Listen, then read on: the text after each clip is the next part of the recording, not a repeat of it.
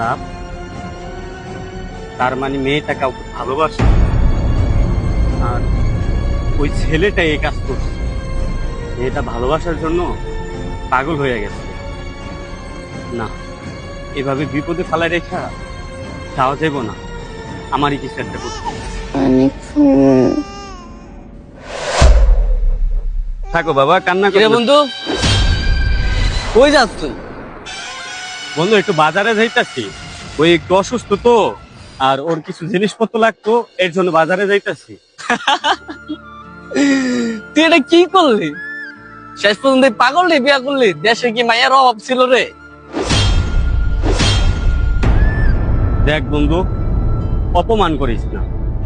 আমি একটা মানুষের পাশে দাঁড়াইছি, আর তুই এই জায়গায় অপমান করতেছস। দব বেটা, অপমান মানে? অপমান তো তুই আমারে করছ, এখন তো আমার ঘৃণা করতেছে তোর বন্ধু হিসাবে পরিচয় দেওয়ার লিগা। তুই এটা কোনো কাজ করলি? শেষ পর্যন্ত পাগল রে বিয়া করলি? হ্যাঁ, তোর তো ঘৃণা লাগবই, তুই তো একটা কাপুরুষ। তুই একটা মানুষ রে বিপদের মুখে ফালাই রেখে তুই চলে আসলি, তুই নিজের কথাই চিন্তা করলি, এই বাচ্চাটার কথা আর এই মেয়েটার কথা তুই কি একটু চিন্তা করলি না? তুই পারলি কিভাবে একটা মানুষ হইয়া মানুষের বিপদে ফালাইতে আসতে?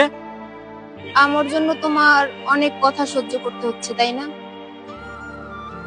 না, এটা কোনো অপরাধ না। আমি একটা মানুষের পাশে দাঁড়াইছি। আমি তো কারো মতো কাপুরুষ না যে মানুষের বিপদ দেখা দৌড়ায় চলে যাবো। আমি একটা মানুষের দায়িত্ব নিছি। তুই আমার কাপুরুষ কইতাছ? পাগল একটা বিয়া কইরা তুই নিজে কি সুপুরুষ হয়ে গেছস? আরে বাচ্চার দায়িত্ব কে নিত? আরে পাগলের দায়িত্ব আমি। এই পাগল আর বাচ্চার দায়িত্ব জীবনও নিতে পারতাম না, এর লিগে আমি গেছি গা। শুনেন ভাইয়া, আমি পাগল ছিলাম না, আমি ভালোই ছিলাম। আমি একটা ছেলেকে ভালোবাসতাম, আর সে আমাকে বিয়ের প্রতিশ্রুতি দিয়া আমার সাথে অন্যায় করার চেষ্টা করছে। আমি রাজি হই নাই, আমার সাথে জোর জবরদস্তি করছে, আর এই জোর জবরদস্তি করায় আমার একটা ক্ষতি হয়ে গেছে। তারপর এই মানুষটা আমার পাশে আসছে, আমার দায়িত্ব নিচ্ছে। আমি আল্লাহর কাছে দোয়া করি সে যেন সবসময় ভালো থাকে। আর সে কাপুরুষ না, সেই সুপুরুষ। বাদ দাও, চলো।